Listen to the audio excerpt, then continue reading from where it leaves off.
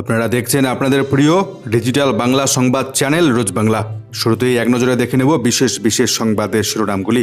অবশেষে জামিন পেলেন দিল্লির মুখ্যমন্ত্রী অরবিন্দ কেজরিওয়াল। নিরাপত্তায় বিরাট বড় গলদ।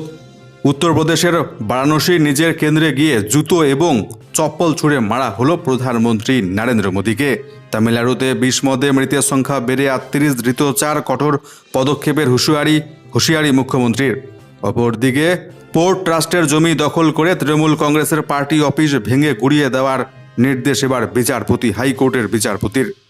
রামায়ণ নিয়ে মজা করে নাটক, শাস্তির মুখে বম্বে আইআইটির 8 পড়ুয়া, লক্ষাধিক টাকা হলো জরিমানা। নরেন্দ্র মোদীর 56 ইঞ্চি ছাতি এখন চুপসে 32 ইঞ্চি। বলেছিলেন ইউক্রেন রাশিয়ার যুদ্ধ থামাবে, সেখানে এবার দেশের বিভিন্ন চাকরির পরীক্ষার নিয়োগের দুর্নীতি থামাতে পারছে না মোদী। অপরদিকে মুখ্যমন্ত্রীর ঘোষণা অনুযায়ী রাজ্য সরকারি কর্মচারীদের 4% ডিএ নিয়ে আবার বিরাট বড় সুখবর। মৃত হজযাত্রীর সংখ্যা বেড়ে দাঁড়ালো 600। তালিকায় ভারতের 70 জন ভারতীয় নাগরিক। এই ব্যাংকে অ্যাকাউন্ট থাকলে সাবধান, 30 জুনের মধ্যে বন্ধ হয়ে যাচ্ছে বহু ব্যাংক অ্যাকাউন্ট। পদক্ষেপ করুন এখনই, না হলে পড়বেন সমস্যায়। 188টি বিদ্যালয় বন্ধ করে দিচ্ছে রাজ্য সরকার, সে নিয়েও গুরুত্বপূর্ণ সংবাদ। এছাড়াও ওয়েদার রিপোর্টটিও বিস্তারিত জানাবো। তার আগে একটা ছোট্ট রিকোয়েস্ট থাকছে, চ্যানেলটিকে সাবস্ক্রাইব করে পাশের বেল আইকনে ক্লিক করবেন সংবাদগুলো নিয়মিত সবার প্রথমে দেখবার জন্য। কোনো কমেন্ট থাকলে কোথা থেকে সংবাদ দেখছেন সেটাও আমাদেরকে লিখে জানাবেন কমেন্ট বক্সে। অবশেষে জামিন পেলেন দিল্লির মুখ্যমন্ত্রী অরবিন্দ কেজরিওয়াল। আবগারি দুর্নীতি মামলায় আপাতত মিলল স্বস্তি। বৃহস্পতিবার অরবিন্দ কেজরিওয়ালকে জামিন দিলেন দিল্লি রাউস অ্যাভিনিউ আদালতের অবকাশকালীন বিচারক ন্যায় বিন্দু। আজ শুক্রবার তিহার জেল থেকে মুক্তি পাচ্ছেন দিল্লির মুখ্যমন্ত্রী। সেখানে জামিনের নির্দেশ পৌঁছানোর পর শুরু হয়েছে প্রক্রিয়া। তার আগে জামিনের বন্ড হিসেবে কেজরিওয়ালকে দিতে হচ্ছে 1 লক্ষ টাকা। জানা গিয়েছে, নিম্ন আদালতের এই রায়ের বিরোধিতা করে ইতিমধ্যে আজ শুক্রবার দিল্লি হাইকোর্টের দ্বারস্থ হতে চলেছে এনফোর্সমেন্ট ডিরেক্টরেট। আদালতের রায়দানের পরেই কেজরির সরকারি বাসভবনের সামনে জড়ো হয়েছেন এদিন আপ কর্মী সমর্থকরা। বাজি পোড়াতে শুরু করেছেন ইতিমধ্যে তারা অরবিন্দ কেজরিওয়ালের বাড়ির সামনে। নিম্ন আদালতের এই রায়ের ওপর 48 ঘন্টার জন্য স্থগিতাদেশ চেয়েছিল এনফোর্সমেন্ট ডিরেক্টরেট, যদিও সেই আবেদন খারিজ করেন বিচারক। আপ বিধায়ক দিলীপ পান্ডে বলেন, এটা সত্যের জয়। প্রথম দিন থেকে আমরা বলে আসছি গোটা মামলাটাই ভুয়ো। এবারে লোকসভা নির্বাচনে উত্তরপ্রদেশ জুড়ে বিরাট বড় ধাক্কা খেয়েছে বিজেপি। তারপরেই নির্বাচনের পর উত্তরপ্রদেশের মাটিতে প্রথমবারের জন্য পা রেখেছেন প্রধানমন্ত্রী নরেন্দ্র মোদী। এবার প্রধানমন্ত্রীর গাড়ি লক্ষ্য করে জনতা ছুঁড়ে মারল জুতো এবং চপ্পল। শোরগোল নরেন্দ্র মোদীর কেন্দ্র উত্তরপ্রদেশের বারাণসীতে। প্রধানমন্ত্রী নরেন্দ্র মোদী নিরাপত্তায় বিরাট বড়সড় গলদ। তার বুলেট প্রুফ গাড়ির সামনে উড়ে এলো অজানা বস্তু। জানা গিয়েছে সেটি একটি চপ্পল বা জুতো। নরেন্দ্র মোদীকে নিশানা করে ছুড়ে মেরেছেন আমজনতা, তাও আবার নরেন্দ্র মোদীর নিজের নির্বাচনী কেন্দ্র বারাণসীতে। তৃতীয়বার প্রধানমন্ত্রী হিসেবে শপথ নেবার পর মঙ্গলবার সরকারি কর্মসূচিতে নিচের লোকসভা কেন্দ্র বারাণসীতে গিয়েছিলেন নরেন্দ্র মোদী। স্থানীয় সূত্রে খবর, বারাণসীর দশাত্বমেধ ঘাটের দিক থেকে কেপি মন্দিরের উদ্দেশ্যে যাচ্ছিলেন প্রধানমন্ত্রীর কনভয়। ঠিক সেই সময় তার গাড়ি লক্ষ্য করে একটি বস্তু উড়ে আসে। সোশ্যাল মিডিয়ায় ছড়িয়ে পড়েছে সেই ভিডিও। 1 মিনিট 41 সেকেন্ডের ওই ভিডিওয় 19 সেকেন্ডের মাথায় দেখা যাচ্ছে মোদির বুলেট প্রুফ গাড়ির সামনে কিছু বস্তু উড়ে এসে পড়েছে। পরে দেখা যায় সেটি একটি চপ্পল। সঙ্গে সঙ্গে নিরাপত্তা আধিকারিক সেই বস্তুটি সেখান থেকে সরিয়ে দিচ্ছেন, সেটাও দেখা যাচ্ছে ভিডিওটিতে। নেটা গরিক এবং স্থানীয়দের কথায় প্রধানমন্ত্রীর গাড়ি লক্ষ্য করে উড়ে এসেছিল চপ্পল। নাম প্রকাশে অনিচ্ছুক উত্তরপ্রদেশ পুলিশের এক কর্তার কথায় এটা ছিল একটা মোবাইল। তবে বস্তুটি যাই হোক না কেন, প্রধানমন্ত্রীর নিরাপত্তায় যে বড়সড় গলদ ছিল সেটা কিন্তু পরিষ্কার। অপরদিকে তামিলনাড়ুতে 20 মদ খেয়ে মৃতের সংখ্যা বেড়ে দাঁড়ালো 38, ধৃত 4, কঠোর পদক্ষেপের হুঁশিয়ারি মুখ্যমন্ত্রী MK স্টালিনের। তামিলনাড়ুতে 20 মদ খেয়ে মৃত্যুর সংখ্যা বেড়ে দাঁড়ালো 38। ইতিমধ্যে এই ঘটনায় 4 জনকে গ্রেপ্তার করতে পেরেছে পুলিশ। মুখ্যমন্ত্রী MK স্টালিন হুঁশিয়ারি দিয়ে জানিয়েছেন, এই ঘটনার জন্য যারা দায়ী তাদের বিরুদ্ধে কঠোর ব্যবস্থা নেব আমরা। শুধু তাই নয়, যেই সমস্ত প্রশাসনিক আধিকারিকরা এই ধরনের ঘটনা রুখতে ব্যর্থ হয়েছেন তাদের বিরুদ্ধেও পদক্ষেপ করা হবে বলে হুঁশিয়ারি দিয়েছেন তামিলনাড়ুর মুখ্যমন্ত্রী। এদিন এক্স হ্যান্ডেলে মুখ্যমন্ত্রী লিখেছেন, কল্লাকুরিচিতে এত মানুষের মর্মান্তিক মৃত্যুতে আমি মর্মাহত। এই ঘটনার সঙ্গে জড়িতদের বিরুদ্ধে ব্যবস্থা নেওয়া হবে অতি দ্রুত। এই মর্মান্তিক ঘটনায় ইতিমধ্যে অসুস্থ হয়ে হাসপাতালে ভর্তি রয়েছেন আরও শতাধিক। মৃতদের পরিবারের জন্য 10 লক্ষ টাকা ক্ষতিপূরণ ঘোষণা করেছে রাজ্য সরকার। অসুস্থদের 50,000 টাকা করে ক্ষতিপূরণ দেওয়া হবে বলে জানানো হয়েছে। কলকাতা পোস্ট ট্রাস্টের জমি দখল করে দলীয় কার্যালয় তৈরির অভিযোগ তৃণমূল কংগ্রেসের বিরুদ্ধে। সেই কার্যালয় ভেঙে ফেলার নির্দেশ দিলেন কলকাতা হাইকোর্টের বিচারপতি অমৃতা সিনহা। বৃহস্পতিবার এই সংক্রান্ত মামলার শুনানিতে তিনি জানিয়েছেন, ওই পার্টি অফিসটি ভাঙতে যদি অতিরিক্ত বাহিনীর প্রয়োজন হয় তবে তার ব্যবস্থা করতে হবে স্থানীয় থানার ওসিকে। 6 দিনের মধ্যে পার্টি অফিসটি ভাঙা হলো কিনা তার রিপোর্ট জমা করতে হবে আদালতে রাজ্যকে। হাইকোর্ট যে রাজনৈতিক দলের অফিস ভাঙার নির্দেশ দিয়েছে সেটির ঠিকানা তারাতলা থানার হেলেন কেলার সরণি। ঘটনাচক্রে ওই এলাকায় রাজ্যের শাসক দল তৃণমূল কংগ্রেসের একটি দলীয় কার্যালয় রয়েছে। যদিও হাইকোর্ট তার নির্দেশে কোথাও তৃণমূল দলের নাম উচ্চারণ করেননি। প্রসঙ্গত বৃহস্পতিবার এই মামলার শুনানির জন্য ওঠে বিচারপতি অমৃতা সিনহার বেঞ্চে। পোস্ট ট্রাস্টের বক্তব্য শোনামাত্রই বিচারপতি বলেন, কলকাতা পোর্ট ট্রাস্টের ওই জমি বেআইনি দখলমুক্ত করতেই হবে। হাসপাতালে যাওয়ার রাস্তা খুলে দিতে হবে, ভাঙতে হবে ওই রাজনৈতিক দলের কার্যালয়। দেশের প্রধানমন্ত্রী নরেন্দ্র মোদীর 56 ইঞ্চির ছাতি এখন চুপসে হয়েছে মাত্র 32 ইঞ্চি, কটাক্ষ কংগ্রেস নেতা রাহুল গান্ধীর। গোটা দেশের অভিন্ন মেডিকেল প্রবেশিকা পরীক্ষা নিট এবং অধ্যাপক নিয়োগ গবেষণার পরীক্ষা নেটে কেলেঙ্কারি, জাতীয় বিপর্যয়, শিক্ষা প্রতিষ্ঠানে আধিপত্য কায়েম করছে বিজেপি। বুধবার কেন্দ্রীয় সরকার পরিচালিত এই 2 পরীক্ষা নিয়ে প্রধানমন্ত্রী নরেন্দ্র মোদী সহ বিজেপিকে তীব্র ভাষায় আক্রমণ করেছেন রাহুল গান্ধী। নরেন্দ্র মোদীর দিকে প্রশ্ন ফাঁসের জন্য আঙ্গুল তুলে রাহুল গান্ধী জানিয়েছেন, ইউক্রেনের যুদ্ধ থামিয়ে দেব বলেছিলেন প্রধানমন্ত্রী। প্রশ্ন ফাঁস আটকাতে পারছে না। ইতিমধ্যে নেট এবং নিট কেলেঙ্কারিতে গোটা দেশ সরগরম। দিল্লি সহ পশ্চিমবঙ্গ অন্যান্য রাজ্যেও চলছে বিক্ষোভ। ঘটনার জেরে নেট পরীক্ষা ইতিমধ্যে বাতিল বলে ঘোষণা করেছে শিক্ষা মন্ত্রক। রাহুল গান্ধীর অভিযোগ, দেশে চাকুরির সুযোগ কমিয়েছে, এবার পড়াশোনার সুযোগটাও কমিয়ে দিচ্ছে নরেন্দ্র মোদী সরকার। সংস্থাগুলিকে ধ্বংস করা হচ্ছে, পড়ুয়াদের ভবিষ্যতের সঙ্গে খেলা করছে মোদী সরকার। নরেন্দ্র মোদীকে আক্রমণ করে তিনি বলেন, নরেন্দ্র মোদীর ভিত নাড়িয়ে দিয়েছেন বিরোধীরা। 56 ইঞ্চি এখন 32 ইঞ্চি হয়ে গিয়েছে। প্রশ্ন ফাঁসের দুর্নীতিতে এর আতুরঘর হিসেবে রাহুল বলেন, গুজরাট, মধ্যপ্রদেশ, উত্তরপ্রদেশ হলো এর উৎপত্তি স্থল। উল্লেখ্য, এই 3টি রাজ্যে বিজেপি শাসন করছে বর্তমানে। এছাড়াও রাহুল গান্ধী অভিযোগ করে জানিয়েছেন, সব সংস্থায় RSS-এর লোক। নিট কেলেঙ্কারিতে সরাসরি মোদীকে দায়ী করলেন রাহুল গান্ধী। প্রাক্তন কংগ্রেস সভাপতি বহুদিন থেকে অভিযোগ করে আসছিলেন, বিজেপি দেশের সব স্বশাসিত সংস্থা দখল করে নেবার চেষ্টা করছে, সব সংস্থায় ঢোকানো হচ্ছে RSS-এর লোক। নিট কেলেঙ্কারির জন্য এই মধ্যমেধার RSS পন্থীদের দায়ী করলেন রাহুল গান্ধী। রায়বেরেলির সাংসদ রাহুল গান্ধী জানিয়েছেন, সব বিশ্ববিদ্যালয়ের ভিসি বিজেপি এবং RSS এর লোক। মেধা যোগ্যতার বাইরে শুধু নিজেদের বিচারধারা মেনে চলা লোককে ভিসি করে বসালে এই হয়। অপরদিকে মুখ্যমন্ত্রী মমতা ব্যানার্জির ঘোষণা মতো রাজ্য সরকারি কর্মীদের 4% অতিরিক্ত ডিএ প্রদান হলো শুরু। রাজ্য সরকারি কর্মীদের 4% হারে 1 মাসের অতিরিক্ত মহার্ঘ ভাতা বা ডিএ দেওয়া শুরু হলো রাজ্য জুড়ে। জুন মাসের বেতনের আগে ওই টাকা কর্মীদের ব্যাংক অ্যাকাউন্টে পৃথকভাবে পাঠানো হচ্ছে বুধবার থেকে। এবারে রাজ্য বাজেটে ঘোষণা করা হয় যে মে মাস থেকে আরও 4% বর্ধিত হারে ডিএ পাবেন সরকারি কর্মচারীরা, অবসরপ্রাপ্ত পেনশন প্রাপকরা। লোকসভা ভোট প্রচারের সময় মুখ্যমন্ত্রী মমতা ব্যানার্জি জানিয়ে দেন, ওই ডিএ এপ্রিল মাস থেকেই দেওয়া হবে, অর্থাৎ অতিরিক্ত 1 মাস ডিএ পাবেন রাজ্য সরকারি কর্মচারীরা।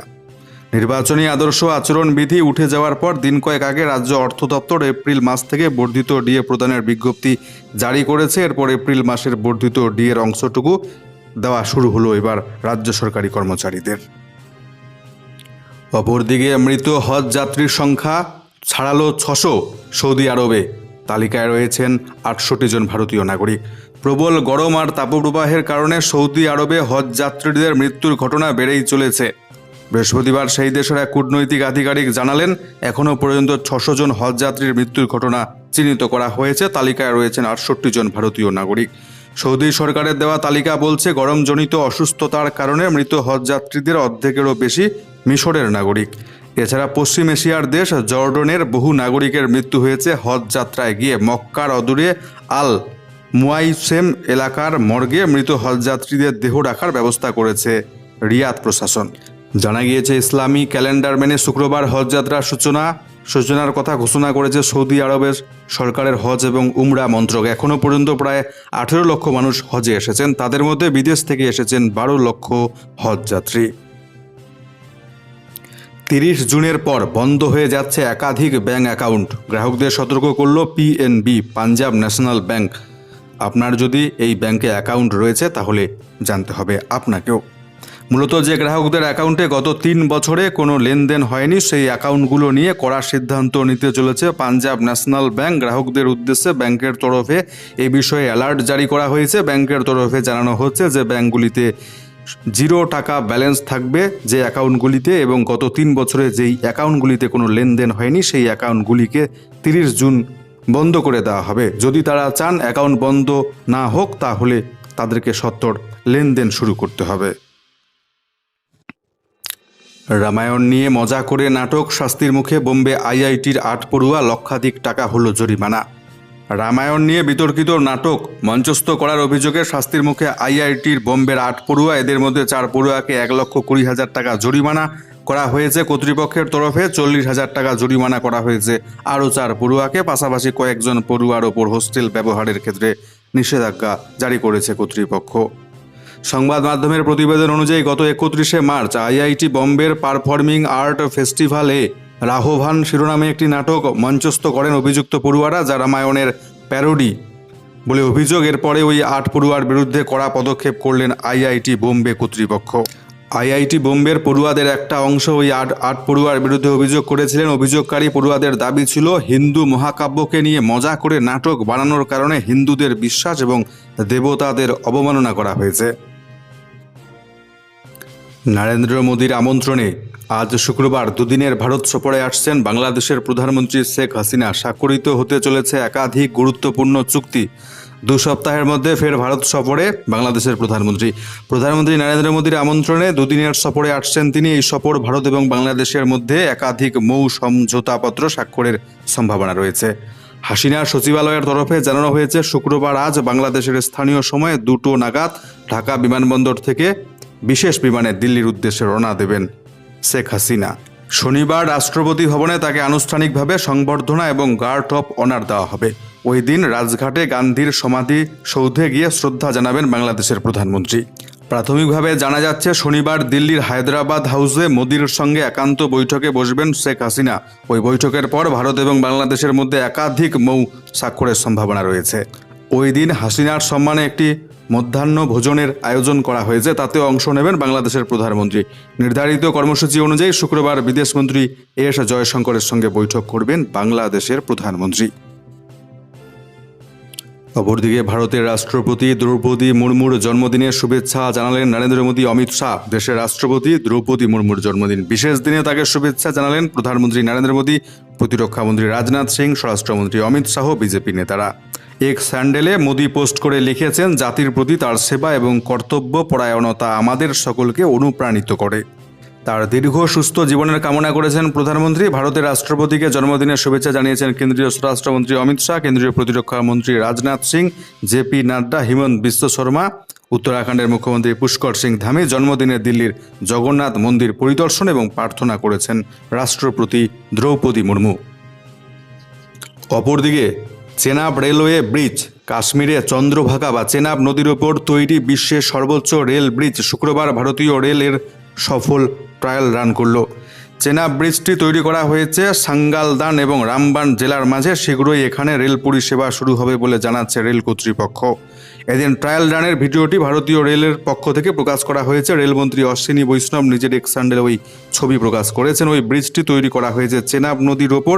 প্যারিসের আইফেল টাওয়ারের তুলনায় এটি 35 মিটার লম্বা। চলতি বছরের 20 ফেব্রুয়ারি ওই প্রকল্পের উদ্বোধন করেছিলেন নরেন্দ্র মোদী। চেনাবের ওই ব্রিজটি 1315 মিটার লম্বা এবং ভারতীয় রেলের নয়া পালক।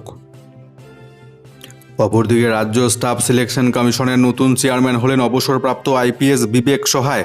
তাকে 2 বছরের জন্য এই দায়িত্ব দেওয়া হলো। কর্মীবর্গ এবং প্রশাসনিক সংস্কার দপ্তর থেকে বুধবার এই মর্মে একটি বিজ্ঞপ্তি জারি করা হয়েছে। অপরদিকে 188টি বিদ্যালয় বন্ধ করে দিচ্ছে ত্রিপুরার বিজেপি সরকার। বেশিরভাগ জনজাতি অধ্যুষিত অঞ্চলের বিদ্যালয় সরকারের তরফে জানানো হয়েছে ওই সমস্ত বিদ্যালয়ের ছাত্র সংখ্যা কমে গিয়েছে, তাই আশেপাশের এলাকার অন্যান্য বিদ্যালয়ের সঙ্গে ওই বিদ্যালয়গুলিকে মিশিয়ে দেওয়া হচ্ছে।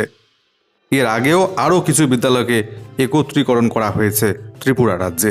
ইতিমধ্যে বিদ্যালয় তুলে দেওয়ার সিদ্ধান্তের প্রতিবাদ জানিয়েছে এসএফআই সহ বিভিন্ন বাম ছাত্র সংগঠন। তাদের অভিযোগ, ত্রিপুরার শিক্ষা ব্যবস্থাটাকে ধ্বংস করে দিতে চাইছে বিজেপি সরকার।